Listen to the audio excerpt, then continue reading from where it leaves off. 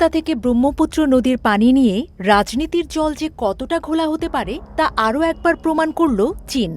দিল্লির কপালে চিন্তার ভাঁজ আরও চওড়া করে তিব্বতে ভারতের সীমানার ঠিক ৫০ কিলোমিটার দূরে পৃথিবীর বৃহত্তম জলবিদ্যুৎ বাঁধ নির্মাণে কোমর বেঁধে নেমেছে বেইজিং। ইয়ারলুং সাংপো নদীর নিম্ন অববাহিকায় এই মেগা বাঁধ নির্মাণের কাজ সম্প্রসারিত মাসগুলোতে রকেটের গতিতে এগিয়ে চলেছে। স্যাটেলাইট ইমেজের মাধ্যমে পাওয়া এই চাঞ্চল্যকর তথ্য এখন ভারতের গোয়েন্দা সংস্থা ও নীতি নির্ধারকদের রাতের ঘুম উড়িয়ে দিয়েছে।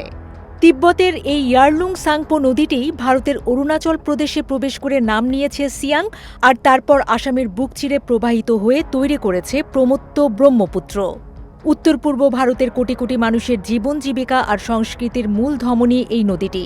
চীনের এই আগ্রাসী বাঁধ নির্মাণের ফলে সেই জীবনরেখাই এখন এক মহাসংকটের মুখে দাঁড়িয়েছে। প্রাকৃতিকভাবে বয়ে চলা এই নদীর জলপ্রবাহ যদি বেইজিংয়ের নিয়ন্ত্রণে চলে যায়, তবে তার পরিণতি ভারতের জন্য কতটা ভয়াবহ হবে তা ভেবেই শিউরে উঠছেন বিশেষজ্ঞরা। নদীর স্বাভাবিক গতিপথ পরিবর্তন করা হলে ভাটির দেশ হিসেবে ভারত এক অপূরণীয় পরিবেশগত বিপর্যয়ের মুখোমুখি হবে। মেগা বাঁধের কারণে নদীগর্ভে পলি জমার চেনা সমীকরণগুলো ওলটপালট হয়ে যাবে, যা আসাম এবং অরুণাচলের উর্বর কৃষিজমিকে চিরতরে ধ্বংস করে দিতে পারে। শুধু তাই নয়, নদীকে কেন্দ্র করে গড়ে ওঠা হাজার বছরের বাস্তুতন্ত্র এবং জলজ প্রাণীর অস্তিত্ব বিপন্ন হবে। কৃত্রিমভাবে জল আটকে রাখার কারণে ভাটির অঞ্চলগুলোতে দেখা দিতে পারে তীব্র জলের সংকট, যা দীর্ঘমেয়াদে মরুভূমি সদৃশ পরিস্থিতির জন্ম দেবে। সবচেয়ে বড় আতঙ্ক লুকিয়ে রয়েছে চীনের এই বাঁধের পেছনে থাকা কৌশলগত কূটচালের মধ্যে।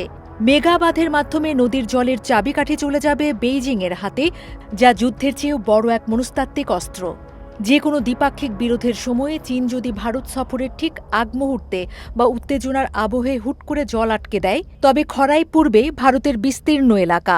আবার বর্ষার মৌসুমে যদি হঠাৎ করেই বাঁধের লক গেট খুলে দেয়া হয়, তবে এক নিমেষে প্লাবিত হবে ভারতের উত্তর পূর্বাঞ্চল, সৃষ্টি হবে এক কৃত্রিম অথচ প্রলয়ঙ্কারী বন্যা। বেইজিং অবশ্য বরাবরের মতোই মুখে শান্তির বাণী আওড়ে চলেছে এবং দাবি করছে যে এই বাঁধ কেবল বিদ্যুৎ উৎপাদনের জন্য, এতে ভারতের কোনো ক্ষতি হবে না। কিন্তু ইতিহাস বলছে চীনের মুখের কথা আর কাজের মধ্যে আকাশ পাতাল তফাৎ থাকে, আর সেই কারণেই নয়াদিল্লি এই মিষ্টি কথায় একদমই ভুলছে না। ভারতের কেন্দ্রীয় সরকার খুব ভালো করেই জানে যে তিব্বতের এই জলবিদ্যুৎ প্রকল্পের আড়ালে লুকিয়ে রয়েছে ভূরাজনীতির এক মস্ত বড় চাল, যার পাল্টা জবাব দেওয়া ভারতের অস্তিত্বের জন্যই জরুরি। ভারতের পররাষ্ট্র প্রতিমন্ত্রী কীর্তি বর্ধন সিং সংসদে স্পষ্ট জানিয়েছেন যে সরকার কয়েক দশক ধরে চীনের এই মহাপরিকল্পনার উপর কড়া নজর রাখছে।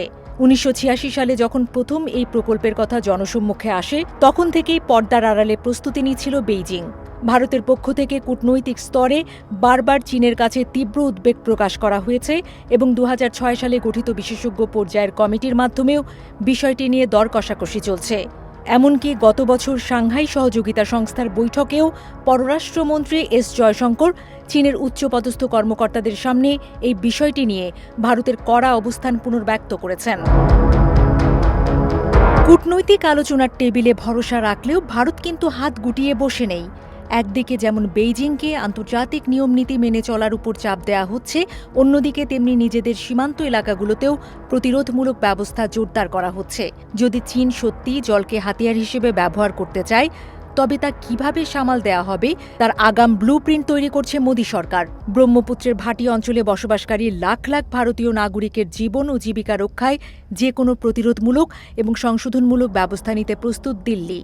তিব্বতের এই বরফ গলা জল আজ কেবল ভারত আর চীনের সীমান্ত বিরোধের গল্প নয়, এটি একবিংশ শতাব্দীর জলযুদ্ধের এক জীবন্ত মহড়া। ব্রহ্মপুত্রের জলধারা ভারতের স্বাধীনতা, সার্বভৌমত্ব আর অস্তিত্বের প্রতীক, যাকে কোনোভাবেই বেইজিংয়ের মর্জির উপর ছেড়ে দেয়া যায় না বলে মনে করছে দিল্লি। চীনের এই মেগা বাঁধের গতি যেমন বাড়ছে, তেমনি পাল্টা রণকৌশল সাজাতে দিল্লির অলিন্দেও বাড়ছে তৎপরতা।